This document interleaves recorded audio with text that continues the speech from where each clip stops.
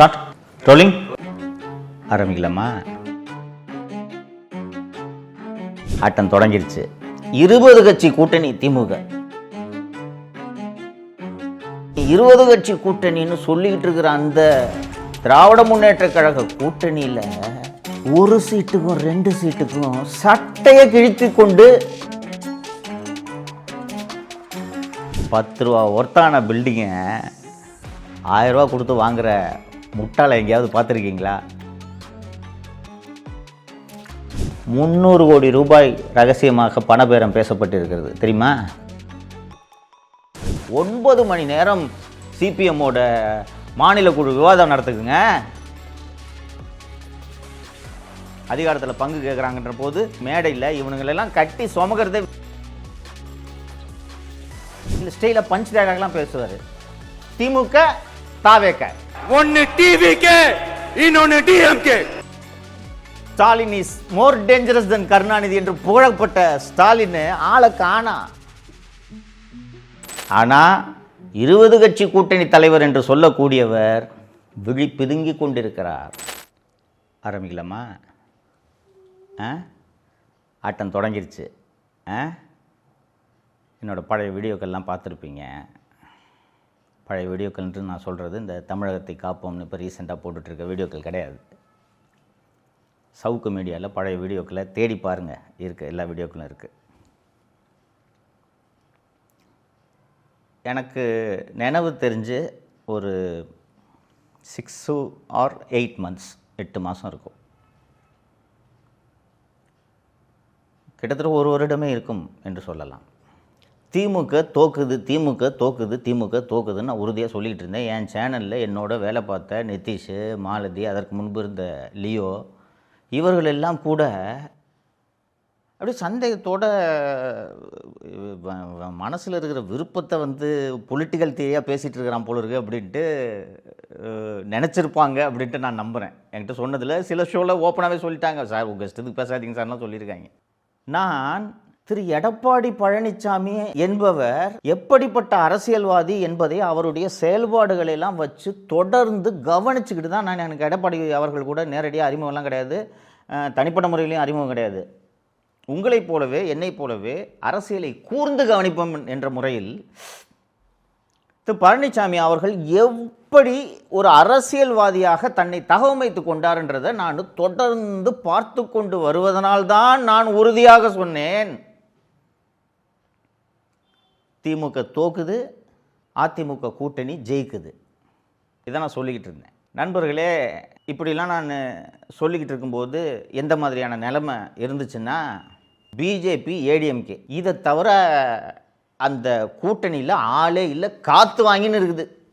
நான் இப்போ சொல்லும்போது எது திமுக தோற்றுறோம், ஏடிஎம்கே ஜெயிக்குது அப்படின்னு நான் சொல்லும்போது பார்த்தீங்கன்னா, அதிமுக ஒரு பக்கத்து இருக்கும், பிஜேபி ஒரு பக்கத்து இருக்கும், நயினார் ஒரு பக்கத்து பேசிகிட்டு இருப்பார், எடப்பாடி ஒரு பக்கம் பேசிகிட்டு இருப்பார். இவங்களை தவிர அங்கே ஆளே இல்லை. எடப்பாடி தமிழகத்தை மீட்போம், மக்களை காப்போம் அப்படின்ட்டு ஒரு பிரச்சார கூட்டத்தெல்லாம் பேசிட்டு நல்ல கூட்டணி அமையும், நல்ல கூட்டணி அமையும்னு சொல்லிகிட்டு இருப்பார். அவங்க கட்சிக்காரங்களே நம்மள நிறைய பேர் தலைவர் ஏதோ நம்ம நம்பிக்கைக்காக சொல்கிறாரு போல இருக்குது அப்படின்லாம் நினச்சி கொண்டு இருந்தார்கள். இந்த பக்கம் என்ன நடக்குது அப்படின்ட்டு பார்த்தா 20 கட்சி கூட்டணி திமுக. உண்மையிலேயே அது மறுக்க முடியாத உண்மை தானே. அது கிட்டத்தட்ட 9 ஆண்டுகளை கடந்து ஒரே ஒரு கட்சி கூட அந்த கூட்டணியிலேருந்து வெளியில் போகல. உறுதியாக அந்த கூட்டணி நின்றது, நிற்கிறது இது வரைக்கும். அண்டு அந்த கூட்டணி உறுதியாக நின்றதற்கு ஒரு மிக முக்கியமான காரணமாக மக்கள் பார்த்தது, நாம் பார்த்தது என்னன்னா, திமுக ஆட்சியில் எவ்வளோ அநியாயங்கள்லாம் நடக்குதுன்றதை தொடர்ந்து நான் பேசிக்கிட்டு இருக்கேன், பார்த்துருப்பீங்க நீங்கள். போராட்டத்திற்கென்றே உருவான கம்யூனிஸ்ட் கட்சிகள் கூட வாய் திறக்காமல் மௌனமாக அமைதியாக, சரி அங்கொன்றும் இங்கொன்றும் சில தவறுகள்லாம் நடக்குது, மற்றபடி ஸ்டாலின் சிறப்பாக ஆட்சி செய்கிறார், வலுவாக ஆட்சி செய்கிறார். நடுவில் இது வேற ஒன்று சொன்னாங்க, Stalin is more dangerous than Karunanidhi. அதாவது அவங்க அப்பாவோட மிக திறமையான சாணக்கியரான் ஸ்டாலின் அவர்கள். எனக்கு திரு ஸ்டாலின் யார் அவர்கள் என்பதை திரு பழனிசாமி அவர்களை எப்படி நான் அவதானித்து இவர் ஒரு சிறந்த அரசியல்வாதி என்பதை சொன்னேனே, அதே போல் நான் திரு ஸ்டாலின் அவர்களையும் அவதானித்து இது ஒரு கட்டமைக்கப்பட்ட பிம்பம் அப்படின்றத நான் சொல்லிக்கிட்டே இருப்பேன். தோழர்களே, இன்னைக்கு தொகுதி பங்கீடுகள், தேசிய ஜனநாயக கூட்டணியோட தொகுதி பங்கீடுகள் முடிந்து விட்டது. திரு டிடிவி தினகரனின் அமமுகவுக்கு 11 இடங்கள், பாரதிய ஜனதா கட்சிக்கு 27 இடங்கள், பாட்டாளி மக்கள் கட்சிக்கு 18 இடங்கள். அண்டு அக்ரிமெண்ட் சைன் பண்ணி திரு மத்திய அமைச்சர் திரு பியூஷ் கோயல் அவர்கள் வந்திருந்தார். டிடிவி, அன்புமணி உள்ளிட்ட தலைவர்கள் எல்லாம் அதிமுக தலைமை அலுவலகத்துக்கு போய் மகிழ்ச்சியோடு அந்த தொகுதி பங்கீட்டை வெளியிட்டார்கள். சரிங்களா? இந்த பக்கம் அதாவது உடைக்கவே முடியாது இந்த கூட்டணியை, வலுவான கூட்டணி, பிரம்மாண்டமான கூட்டணி, 20 கட்சி கூட்டணின்னு சொல்லிக்கிட்டு இருக்கிற அந்த திராவிட முன்னேற்ற கழக கூட்டணியில் ஒரு சீட்டுக்கும் 2 சீட்டுக்கும் சட்டையை கிழித்து கொண்டு அலையாத அளவுக்கான மோதல்கள், முற்றல்கள் அங்கே நடந்து கொண்டிருக்கின்றன. போன வாட்டி வாங்கின சீட்டை விட கூட்டணி கட்சிகளுக்கு கூடுதலாக கேட்பாங்க. அவங்க அதை கொடுக்காம பேசி சமாளித்து அதை நம்பரை வாங்கிக்கோங்க பாஸ் அப்படின்றது இயல்பாக தேர்தல்களில் நடக்கக்கூடிய விஷயம். போன முறை கொடுத்த எண்ணிக்கையை குறைப்பதற்காக இங்கே சண்டை நடந்து கொண்டிருக்கிறது.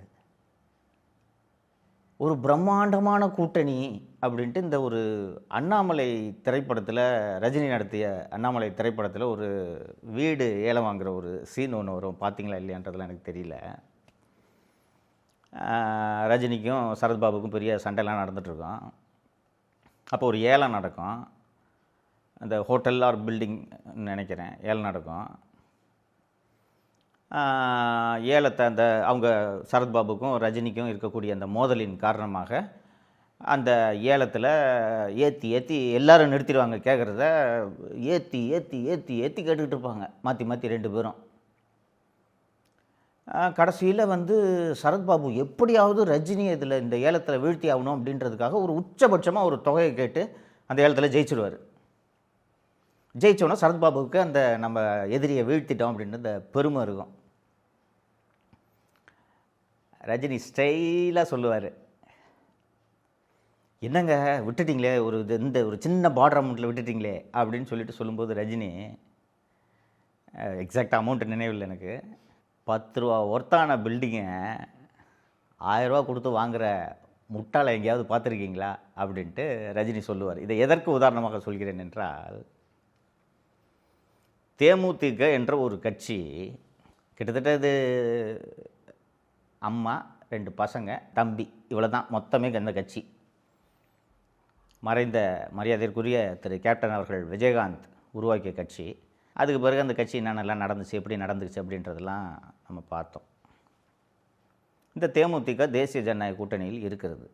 அந்த தேசிய ஜனநாயக கூட்டணியில் ஒரு சில மாதங்களுக்காக முன்பு வந்த மாநிலங்களவை காலி இடத்துல எனக்கு ஒரு எம்பி சீட்டு கொடு, நீ ஏற்கனவே கொடுக்குறேன்னு சொல்லியிருந்தியே, அதை கொடு என்று சில மாதங்களுக்கு முன்பு தேமுதிகவை சேர்ந்த திருமதி பிரேமலதா அவர்கள், கடந்த ஆண்டு பிரேமலதா அவர்கள் எனக்கு இது கொடுங்க அப்படின்னு சொல்லிட்டு சொன்ன உடனே, இந்த பாருங்கள் உங்களுக்கு தர்றோம், 26 உங்களுக்கு தர்றோம், நான் உங்களுக்கு தர்றோன்ட்டு ஏற்கனவே 2024 வாக்குறுதி கொடுத்துருந்தோம். ஆனால் இந்த வேக்கன்சியை தரோன்ட்டு நாங்கள் சொல்லலை, உங்களுக்கு 26 வேக்கன்சியில் உங்களுக்கு மாநிலங்களவை எம்பி தர்றோம் அப்படின்றத எழுத்துப்பூர்வமாக அதிமுக அறிக்கையாகவே வெளியிட்டது.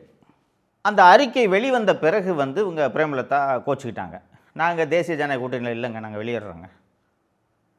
இல்லைங்க, அவங்க தான் தர்றேன்னு சொல்லியிருக்காங்களே, நாங்கள் எங்கள் கட்சியை கூடி முடிவு எடுப்போம். சொன்னவங்க காப்பாற்றணும், அவங்க காப்பாற்றலை. இப்போ கொடுக்க சொன்னால் அடுத்த வருஷம் தரேன்றாங்க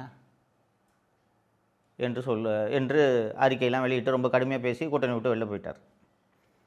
ஸோ இந்த கூட்டணி பேச்சுவார்த்தை இதெல்லாம் நடந்து கொண்டிருந்த சமயத்தில் தேமுதிக இங்கே தானே இருந்துச்சு, எப்படி இங்கே தான் வரப்போகுது என்று அனைவரும் எதிர்பார்த்து கொண்டிருந்த சமயத்தில் திடீரென்று பிரேமலதா அவர்கள் அறிவாலயம் சென்று திரு ஸ்டாலின் அவர்களை சந்திக்கிறார். சந்தித்து விட்டு கூட்டணின்னு அறிவிச்சிட்டாங்க. அந்த இப்போது சமீபத்தில் முடிந்த அந்த மாநிலங்களவை வேக்கன்சியில் பிரேமலதாவோட தம்பி சுதீஷுக்கு ஒரு ராஜ்யசபா எம்பியை கொடுத்துட்டாங்க.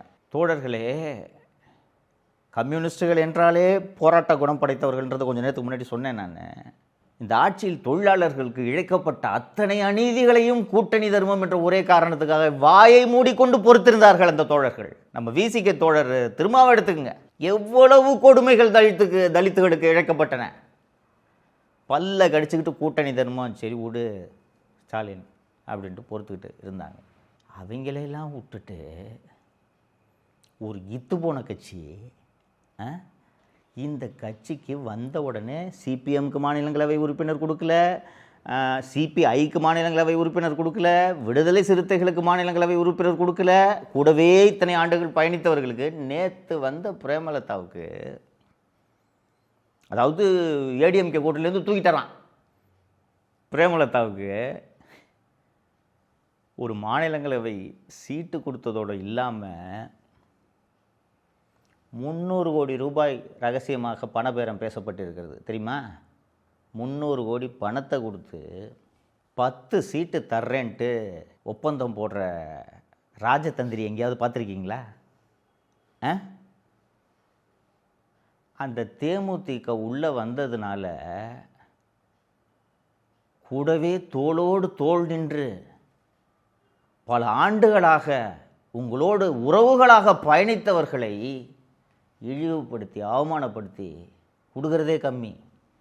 சிபிஎம்க்கெல்லாம் 10-12 சீட்டு கொடுக்கணும், விடுதலை சிறுத்தைகளுக்கு 15 கொடுக்கணும். ஏற்கனவே வாங்கிட்டு இருந்த சீட்டில் ஒன்று குறைச்சிக்கன்னு சொல்லி கட்டி உருண்டு சண்டை போட்டு 9 மணி நேரம் சிபிஎம்மோட மாநில குழு விவாதம் நடத்துக்குங்க. 5க்கு ஒத்துக்கிறதா 6க்கு ஒத்துக்கிறதா, எதுக்கு ஒரு சீட்டு? 5ஆ 6ஆ? ஆனால் தேமுதிகவுக்கு 10 300 கோடியா? இன்னொன்று ரைட், ஓகே, இப்போ தேமுதிக வருதுன்றதை ஏதோ ஒரு பொறாமையில் பேசுகிறாருன்னு கூட நீங்கள் நினைக்கலாம். தேமுதிக வருது, தேமுதிக வந்துச்சு. திமுகவுக்கு தேமுதிக வந்ததுனால ஒரு 50 சீட்டில் வெற்றி உத்தரவாதம் அப்படின்னு வச்சுக்கோங்களேன். இந்த ரிஸ்க் எடுக்கலாம், சரியா? உறுதியாக சொல்கிறேன், தேமுதிகவுக்கு அந்த அளவுக்கு ஒர்த்தெல்லாம் கிடையாது. நான் தான் சொன்னேனே தொடக்கத்திலேயே, அம்மா 2 பசங்க தம்பி, இவ்வளோ தான் மொத்த கட்சியும். சரி, இப்போ ஒரு 10 சீட்டு ஒதுக்குறாங்கன்னு வச்சுக்கோமே. இந்த 10 சீட்டை தேமுதிக தொடங்கிய காலத்திலிருந்து அந்த கட்சியில் இன்று வரை பயணிக்கக்கூடியவர்களுக்கு அந்த கட்சி கொடுக்கணும்னு நினைக்கிறீங்க? குடும்பத்தோடு உட்காந்து ஏலம் போடுவாங்க, பார்க்குறீங்களா? யார் ஹையஸ்ட் அமௌண்ட்டை கொடுக்குறாங்களோ அவங்களுக்கு தான் தேமுதிக சீட்டு ஒதுக்க போகுது. பார்க்கலாமா? சரி, இப்போ திருப்பி சப்ஜெக்ட்டுக்கு வருவோம். இப்படி 20 கட்சி கூட்டணி, இந்த கூட்டணியை வெல்லவே முடியாது, இது பிரம்மாண்டமான கூட்டணி அப்படின்னு சொன்ன அந்த திமுக கூட்டணி தொகுதி பங்கீட்டை கூட முடிவு செய்ய முடியாமல், இழுபறியில் என்ன செய்வதென்று தெரியாமல் விழித்து கொண்டிருக்கிறது. 6 மாதம் முன்னாடி வரைக்கும் காலியாக கிடக்குதுங்க. யாருங்க வருவா அந்த பக்கம் கூட்டணிக்குன்னு சொன்ன அந்த ஒரு கட்சி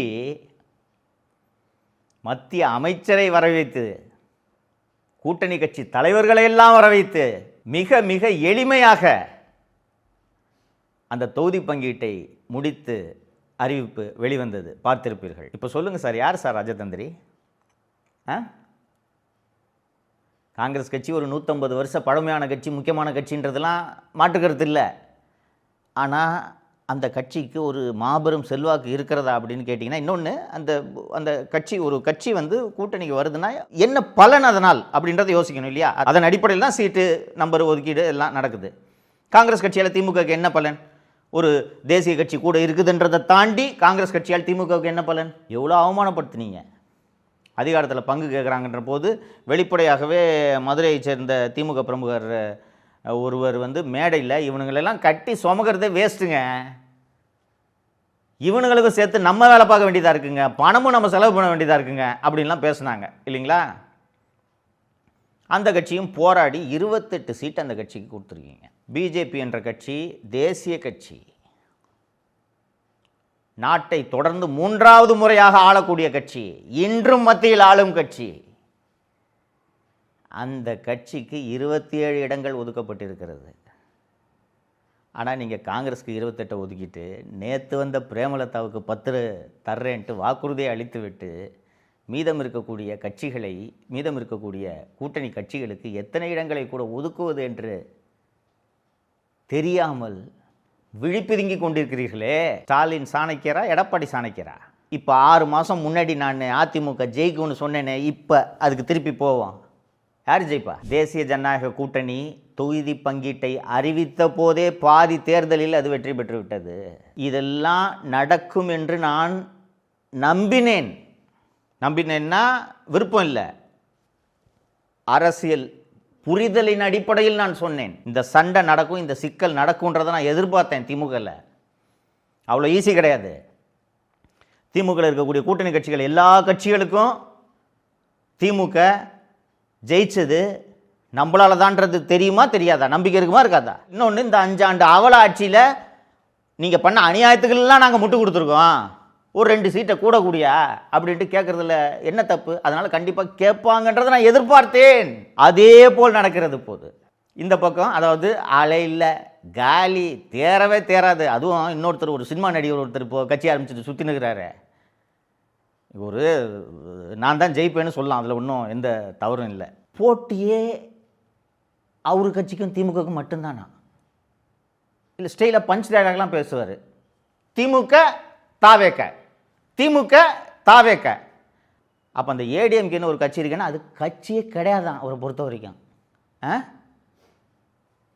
அந்த கட்சி கூட்டணி பேசி முடித்து இன்னைக்கு பிரச்சாரத்தை தொடங்கிருச்சு. திமுக தாவேக்கன்னு பஞ்ச் டயலாக் பேசினவர் வேட்பாளருக்கு ஆளை தேடி நிற்கிறாருங்க. அவரை பற்றி இன்னும் நிறைய பின்னாடி பேசுகிறேன் நான். இப்போ திருப்பி இந்த திமுக கூட்டணிக்கு வருவோம். இப்போ யாருங்க அரசியல் தெரிந்தவர்? யார் ராஜதந்திரி? கிட்டத்தட்ட 20 நாளாக கட்டி உருண்டுட்ருக்கீங்க. என்ன நடக்குது அந்த கேம்பில்னே தெரியல. ஏடிஎம்கே கேம்பில் உள்ளபடியே யாருக்கும் தெரியல. எனக்கு தெரியும், எனக்கு தான் அங்கே இருக்க முக்கிய தலைவர்கள்லாம் நண்பர்கள் ஆகிட்டுற. எனக்கு இது இப்படி தான் முடிய போகுதுன்ட்டு நான் எதிர்பார்த்து கொண்டிருந்தேன். ஆனால் பத்திரிகைகள் எழுதிச்சு பாருங்கள், எடப்பாடி டெல்லி சென்றார், கூட்டணி நடக்கவில்லை, 70 சீட்டுகள் கேட்கிறது பிஜேபி, கட்சியை அடமானம் வைத்து விட்டார், நடக்காது கூட்டணி, வரப்போகுது பிஜேபி ஆட்சி தான், கூட்டணி ஆட்சி தான், டிடிவி தினகரன் ஒரு நாளும் வரமாட்டார்.